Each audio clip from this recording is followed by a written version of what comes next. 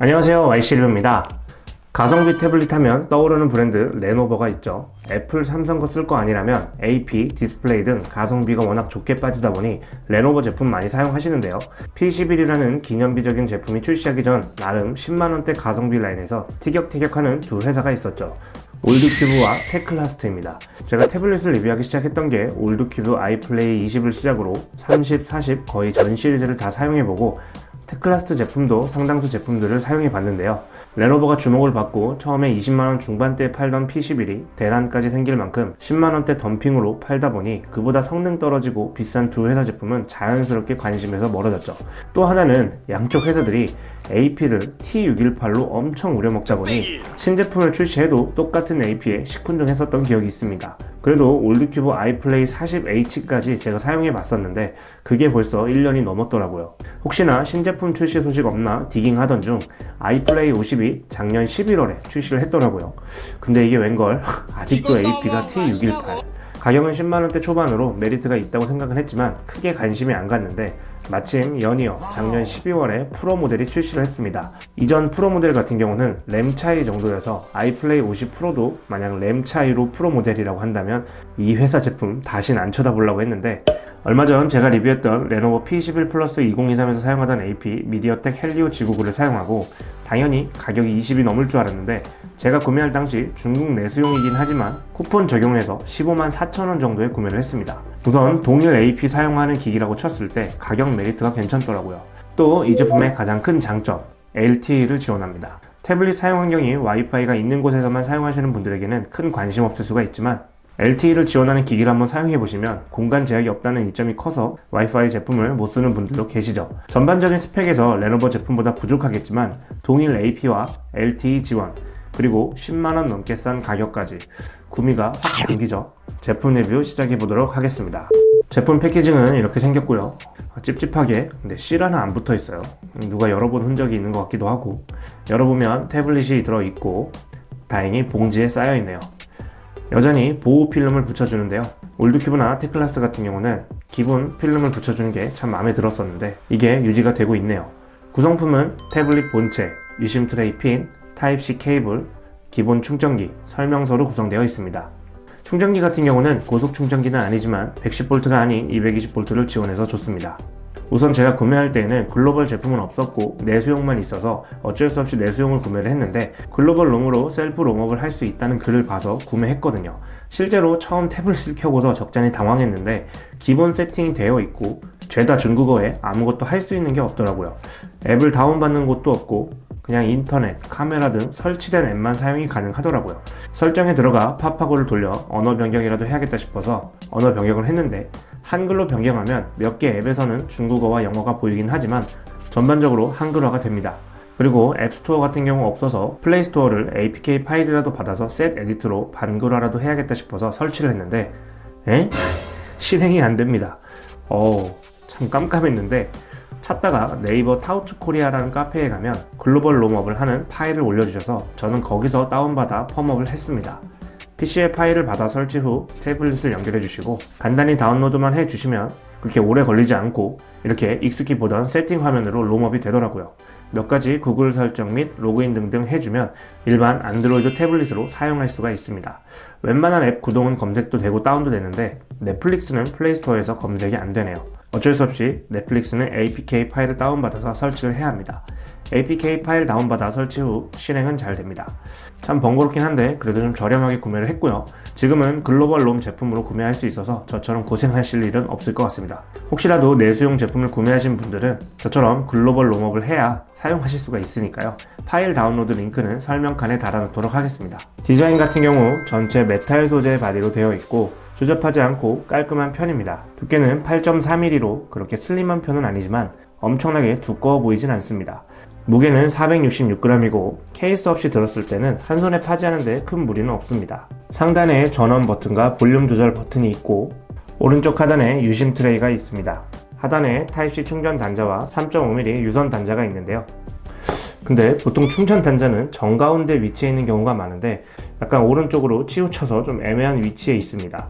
또 유선 단자 역시 엣지 부분에 있다 보니까 경우에 따라서는 완벽하게 안 꼽히는 경우도 있고요. 유선 단자가 있어서 좋긴 한데 위치가 좀 애매하죠. 그리고 위아래로 듀얼 스피커로 구성되어 있습니다. 워낙 레노버의 쿼드 스피커에 적응이 되다 보니 듀얼 스피커 보니까 좀 아쉽긴 하네요. 이제는 쿼드 달아줄 때 되지 않았나 싶기도 하고요. 이 제품 볼륨 버튼도 좀 애매한 위치에 있죠. 보통은 이 위치 오른쪽 상단의 위치에 있는데 아무래도 가로로 사용하는 걸 기준으로 제작이 돼서 볼륨 버튼이 상단의 위치에 있는 걸로 보입니다.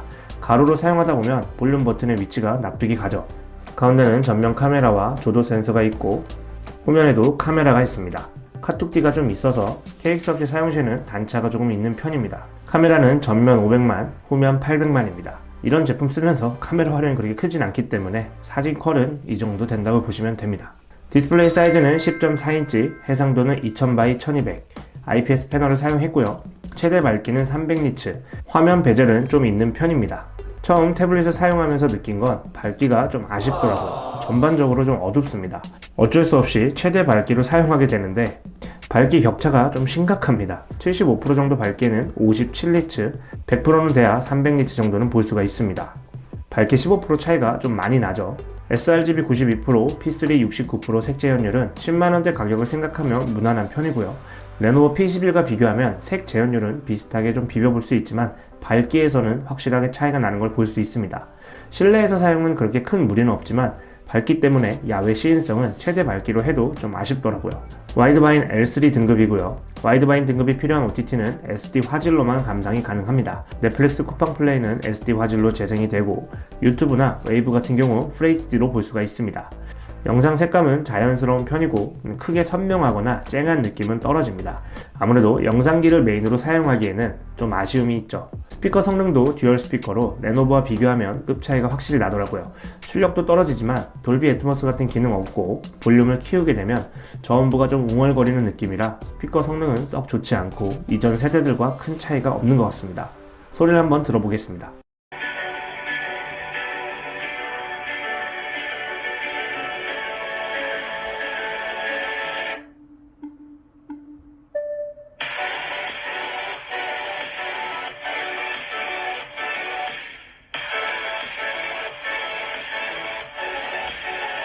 채택이 뭐예요?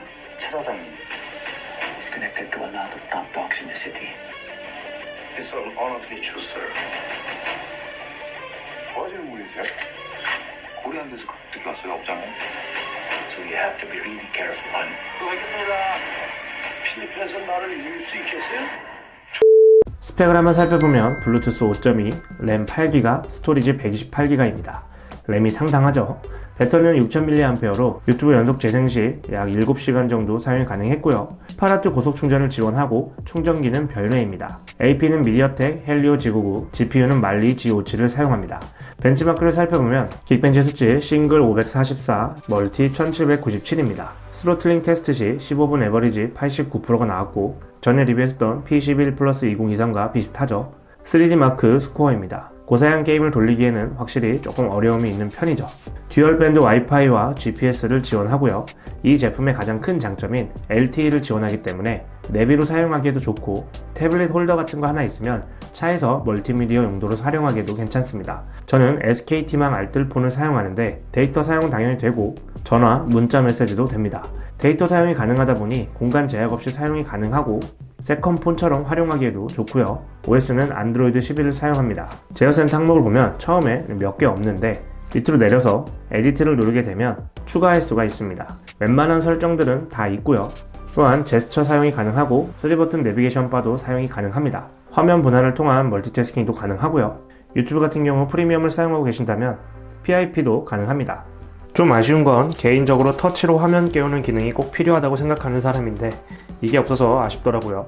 또 잘 쓰진 않지만 얼굴 인식 잠금 해제 기능도 없습니다. 핀과 패턴만 있습니다. 앱 실행이나 다운로드, 화면 넘김 시 버벅이지 않고 확실히 빠릿한 편이고요. 사용하면서 그렇게 크게 답답하거나 하진 않았습니다. 게임 테스트는 4가지 정도 진행해 보았습니다.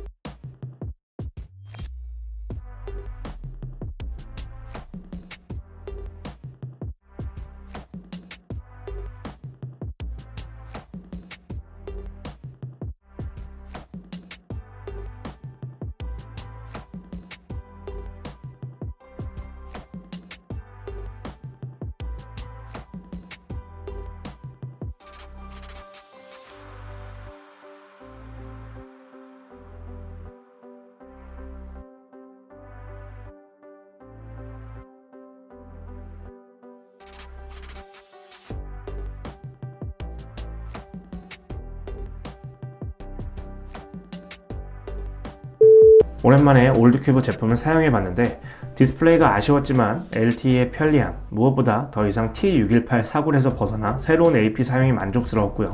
전반적으로 버벅임 없이 빠릿한 편이라 사용하는데 괜찮았습니다. 15만원대 내수용으로 구매해서 글로벌 롱업하는 번거로움은 있지만 동일 AP를 사용하는 P11 플러스 2023과 비교하면 10만원 이상 저렴하고요. 게임 성능과 벤치마크 성능이 비슷했던 점도 만족스럽습니다. 그렇지만 확실히 미패드 5나 레노버 태블릿을 좀 사용하다 보니 가성비 라인에 대한 눈이 좀 높아진 건 맞는 것 같아요. 비슷한 가격대 제품 중 레노버 P11을 볼 수가 있는데 AP 및 게임 성능, 램 같은 스펙 면에서는 아이플레이 50 프로가 더 우세하지만 디스플레이나 스피커, 빌드 퀄리티 급 차이는 확실히 나더라고요. 데이터 사용이 가능한 스마트폰의 서브 용도로 와이파이나 공간 제약 없이 사용하실 태블릿을 찾으신다면 용도 면에서는 괜찮을 것 같고요. 집에서 굴릴 용으로는 좀 더 괜찮은 대체제들이 많으니까요. 고민해 보시는 것도 좋을 것 같습니다. 궁금하신 사항은 댓글 남겨주시고요. 저는 다음 리뷰 때 찾아뵙도록 하겠습니다. 감사합니다.